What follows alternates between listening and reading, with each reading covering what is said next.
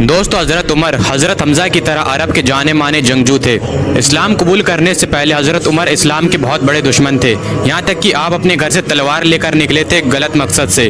لیکن جب آپ رسول اللہ کے گھر جا رہے تھے تو آپ کو راستے میں کسی نے بتایا کہ آپ کے بہن اور بہنوئی نے بھی اسلام قبول کر لیا ہے۔ یہ سن کر آپ نے اپنا راستہ بدل لیا اور آپ اپنی بہن کے گھر پہنچے، جہاں پر آپ کو قرآن کے پڑھنے کی آواز سنائی دی۔ آپ گھر کے اندر گھسے اور آپ اپنی بہن اور بہنوئی سے لڑنے لگے، لیکن بعد میں آپ نے قرآن کے لفظوں سے متاثر ہو کر اسلام کو اپنا لیا۔ اللہ کی قدرت دیکھیے، جو عمر ابھی تلوار لے کر نکلے تھے اب وہ صحابی رسول بن گئے ہیں۔ حضرت عمر اسلام قبول کرنے کے بعد ہر ایک منافق اور کافر کے گھر پر گئے اور گیٹ کھٹکھٹایا۔ جیسے ہی سننا ہوتا تھا کہ عمر آیا ہے ویسی روح نکل جاتی تھی، سناٹا سا پھیل جاتا تھا۔ آپ کہتے تھے کہ میں نے اسلام قبول کر لیا ہے، آؤ اور تم بھی میرے ساتھ شامل ہو جاؤ۔ یہاں تک کہ آپ نے اعلان کروایا کہ اگر کسی کو اپنی بیوی کو بیوہ کرانا ہو، بچوں کو یتیم کروانا ہو، وہ عمر کے مقابلے میں آئے۔ کسی میں بھی اتنی ہمت نہ تھی کہ وہ آپ کا سامنا کرتا۔ حضرت عمر کے اسلام قبول کرنے سے پہلے مسلمان چھپ کر نماز پڑھا کرتے تھے، لیکن حضرت عمر کے اسلام قبول کرنے کے بعد مسلمانوں نے بے خوف ہو کر نماز پڑھنا شروع کر دیا۔ رسول اللہ صلی اللہ علیہ وسلم نے حضرت عمر کو فاروق کے لقب سے نوازا تھا، جس کا مطلب ہے سچ کو جھوٹ سے الگ کرنے والا۔ رسول اللہ نے فرمایا کہ اگر میرے بعد کوئی نبی ہوتا تو وہ عمر ہوتا۔ جس راستے سے عمر گزر جائے اس راستے سے شیطان گزر نہیں سکتا۔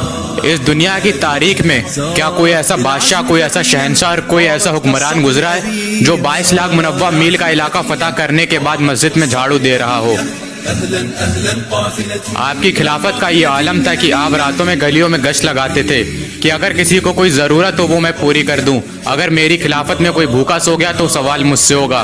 ایک بار آپ ایک گھر کے سامنے سے گزر رہے تھے تو آپ نے اس گھر سے روتے ہوئے بچوں کی آواز سنی۔ جب آپ نے ان کی ماں سے پوچھا تو انہوں نے بتایا کہ یہ بچے بھوک سے رو رہے ہیں۔ تو آپ عوام کے گودام میں گئے، وہاں پر حضرت عمر نے اناج کا بورا اپنے پیٹھ پر رکھا اور پھر ان بچوں کے گھر پر آئے اور اپنے ہاتھ سے انہیں کھانا بنا کر کھلایا۔ کافروں نے کہا کہ اگر ایک عمر اور ہوتا تو پوری دنیا میں اسلام پھیل جاتا۔ میرے نبی نے کہا کہ اگر میرے بعد کوئی نبی ہوتا تو وہ عمر ہوتا۔ اتنی عظیم ہستی حضرت عمر رضی اللہ تعالیٰ عنہ، جن کی سلطنت اسلام کے پھیلنے کے ذریعے سے بنی۔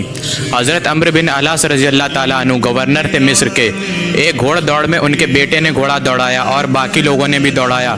اس دوڑ میں ایک عام آدمی کا گھوڑا ان کے بیٹے کے گھوڑے سے آگے نکل گیا تو عمرو بن العاص کے بیٹے کو غصہ آ گیا اور انہوں نے غصے میں اس عام آدمی کو مارنا شروع کر دیا۔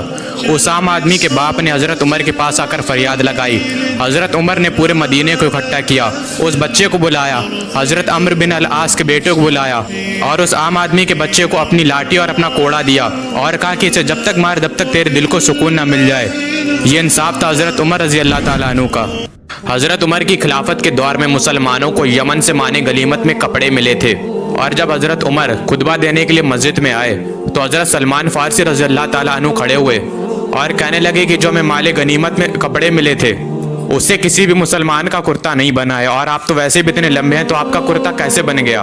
تو حضرت عمر نے اپنے بیٹے حضرت عبداللہ بن عمر رضی اللہ تعالیٰ عنہ کو کھڑا کیا اور انہوں نے بتایا کہ میرے پاس اتنا کپڑا نہیں تھا کہ جس سے میرا بھی کرتا بنے اور ابا کا بھی کرتا بنے، اس لیے میں نے اپنے حصے کا کپڑا اپنے ابا کو دے دیا۔ یہ تھی اس وقت کی خلافت۔ آج ہم کہتے ہیں کہ آج ہمیں بولنے کا حق ہے، اور وہاں پر ذرا سی چیز پر بولنے کا حق تھا۔ یہ دور عالم تھا خلافت کا، حضرت عمر کی خلافت کے دور کا۔ حضرت ابو عبیدہ بن زرع رضی اللہ تعالیٰ عنہ، حضرت خالد بن ولید، حضرت سعد بن ابی وقاص رضی اللہ تعالیٰ عنہ، یہ سب بڑے بڑے کمانڈر حضرت عمر کی خلافت کے وقت کے دور کے ہی تھے۔ حضرت عمر کی خلافت کے دور میں ہی سب سے پہلے مسلمانوں نے بیت المقدس کو فتح کیا تھا۔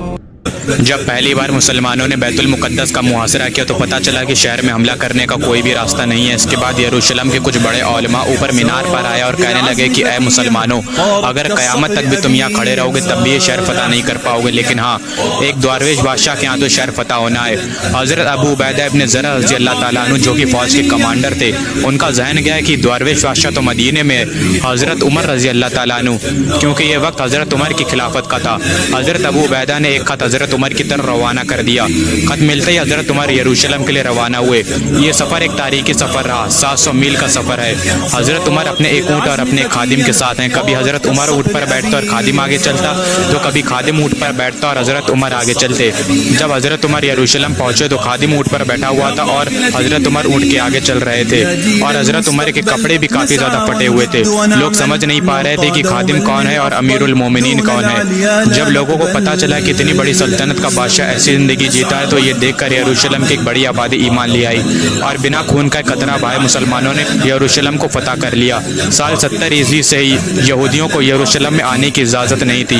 यहूदी ना ही यरूशलेम में आ सकते थे और ना ही वहाँ पर आकर ज़ियारत कर सकते थे। लेकिन जब हज़रत उमर ने फतह किया यरूशलेम को तो उन्होंने यहूदियों के बारे में भी सोचा। उन्हें यरूशलेम में आने की और वहाँ पर ज़ियारत करने की इजाज़त मिल गई। ये शान थी मेरे नबी के गुलामों की। जब मेरे नबी के गुलामों की शान है तो फिर मेरे नबी की क्या शान होगी। फिर उसने अबू लुलु फिहोस को चुना हज़रत उमर का कत्ल करने के लिए। अबू लुलु फिहोस जो कि हज़रत मुगीरा का गुलाम था, उसे हरमुज़ान ने इस काम के लिए तैयार किया और जब हज़रत उमर मस्जिद में इमामत फरमा रहे थे तब उसने पीछे से आकर हज़रत उमर पर 5 से 6 खंजर से वार किए और हज़रत उमर को शहीद कर दिया। पता है अबू लुलु फिहोस को ईरान में क्या कहा गया? हज़रत अबू लुलु फिहोस। ईरानी जो अपनी कौम पर बहुत फ़ख्र महसूस करते थे, उस सल्तनत को ख़त्म कर दिया गया हज़रत उमर के हाथों और उस सल्तनत के एक जनरल ने इस तरह अपना इंतकाम लिया। दुश्मनों को लगा था कि हज़रत उमर के कत्ल करने के बाद ये मुसलमानों की सल्तनत भी बिखर जाएगी। उन्हें लगा था कि ये पूरी इमारत हज़रत उमर के ऊपर खड़ी है, लेकिन ऐसा कुछ भी नहीं हुआ। हज़रत उमर के बाद हज़रत उस्मान की दौरे खिलाफत आई। ये जो इमारत थी ये रसूलुल्लाह सल्लल्लाहु अलैहि वसल्लम ने बनाई थी, इतनी मजबूत जिसे गिराना नामुमकिन था।